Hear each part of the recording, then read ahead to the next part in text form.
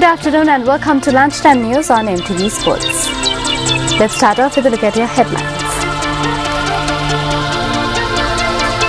Rains continue to batter several provinces in the island. Spill gates of 14 tanks opened. The academic activities of the Jaffna University to recommence on Monday. Chavez continues to suffer from severe respiratory problems. Starting off with local news, the Department of Meteorology says that rain could be experienced in a number of areas around the country due to turbulence in the lower atmosphere. Meanwhile, many tanks in the North Central province reached spill level due to the rain experienced yesterday. The spill gates of the Kalababa were opened when heavy showers were experienced in the area.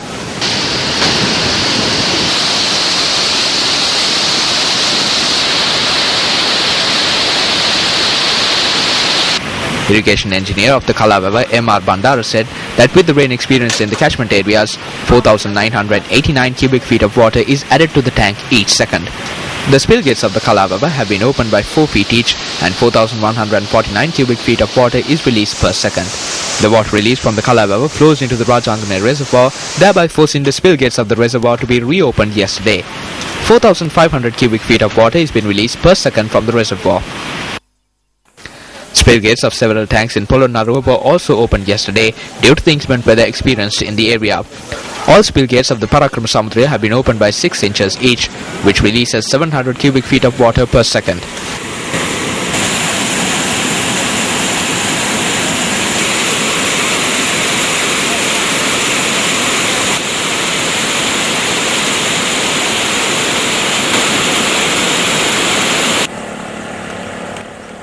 Furthermore, 1,300 cubic feet of water is being released from the spill gates of the Minnere reservoir, which were opened by 7 inches each.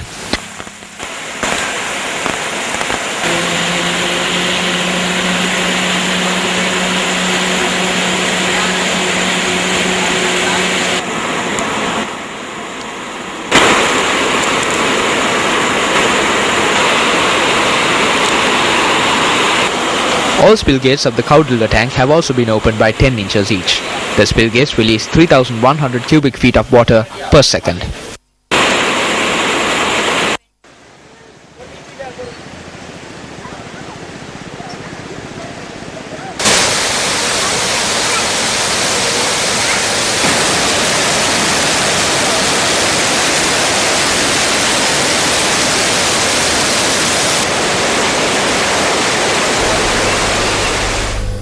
Minister of Higher Education S.P. Dissanayake says that the academic activities of the Jaffna University will commence next Monday.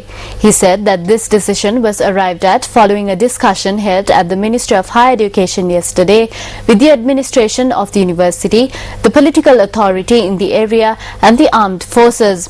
The academic activities of the Jaffna University was disrupted for a period of over a month following the arrest of a group of students of the Jaffna University. The Auditor General R.H.S. Samaravira says that an audit will be carried out on the solid waste disposal system of local government institutions. He noted that a questionnaire has been forwarded to all local government institutions in the country. The Auditor General said, therefore, that a proper system will be introduced to local government institutions for solid waste disposal. Auditor General R.H.S. Samaravira noted that the Balanguda Urban Council is currently implementing a successful solid waste disposal system. He added that the system will be an example and guide for other local government bodies to also carry out proper waste disposal. The Ministry of Health warns that there is a risk of leptospirosis, also known as rat fever, spreading in several areas due to floods. Issuing a release, the ministry requests those residing in flood-stricken areas to act according to medical advice. 10 cases of rat fever were reported last week from the Polonnaruwa district alone. The Ministry of Health pointed out that patients with rat fever were also reported from the Colombo, Gampaha, Kalutara, Kegol, Kurunegala, Ratnapura, Matara and Gaul districts within the course of last year. 2,600 patients with rat fever have been reported from various areas in the island last year, and 46 of them succumbed to the illness. The ministry points out that high fever, eyes turning red, severe headache, muscle pains and vomiting are the main symptoms of rat fever. A tragic incident was reported from the Mugunawatavane area in Chilau yesterday of a son who had killed his father.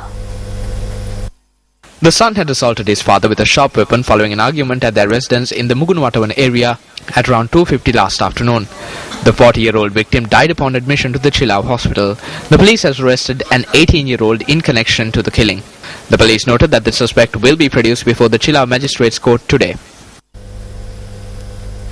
The Education Quality Improvement Plan for the next 3 years has been launched. Secretary to the Ministry of Education, Gotabaya Jayaratne, said that all provincial councils will implement this plan together with the Ministry of Education. Secretary to the Ministry of Education, Gotabaya Jayaratne, noted that under Education Quality Improvement Plan, all provincial councils will work within a national policy together with the Ministry of Education. He noted that the plan has been prepared for all provinces for year 2013. Jayaratne said that the Ministry of Education and the subject minister will implement this plan as a joint operation together with the provincial education ministers. He further mentioned that the Treasury has allocated funds for the provincial council on behalf of the Ministry of Education in order to implement this plan. The Marine Environment Protection Authority has taken steps to establish officers in all districts in the coastal belt of the island that would work to prevent the pollution of the marine environment. General Manager of the authority, Rear Admiral S.R. Samaratunga, said that the officers will begin operations from this year.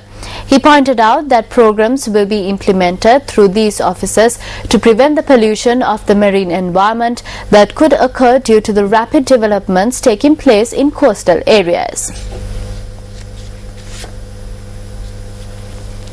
The highest income earned in the history of the Yala National Park was recorded last Saturday. Director General of Wildlife H.D. Ratnayaka said that an income of 2.5 million rupees was recorded. 700 foreign tourists and 1,500 local visitors have visited the Yala National Park on Saturday.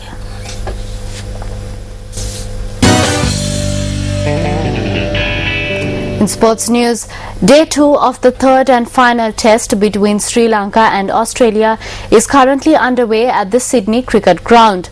Australia has already won the test series 2-0. Day 1 saw the visiting Sri Lankan team being restricted to a first innings score of 294 runs.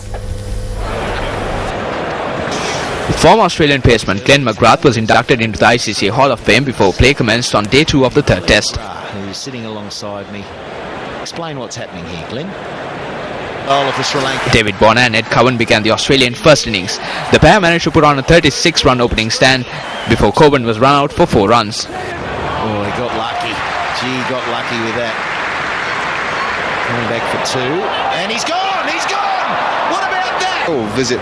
Philip Hughes then joined Warner at the crease and the pair put on a second wicket stand of 130 runs. Both batsmen hammered half-centuries. Technically 50 from David Warner, not without chances. TM Dilshan provided the much-needed breakthrough for the Sri Lankans, dismissing Warner for 85 runs. It's an opportunity, it's a tough one though. Going back, nicely judged, very well judged. A short while later, Rangan Herath backed the wicket of Hughes for 87 runs. Great catch by Chan. Mike Hussey chipped in with 25. Skipper Michael Clark continued his good form and scored 50 runs before he was undone by Rangan Herath. Lovely start. Oh, that's straight up in the air. Here's a chance to remove Clark. Karuna Ratner hangs on. Thank you very much for joining our lunchtime news today. Have a pleasant afternoon.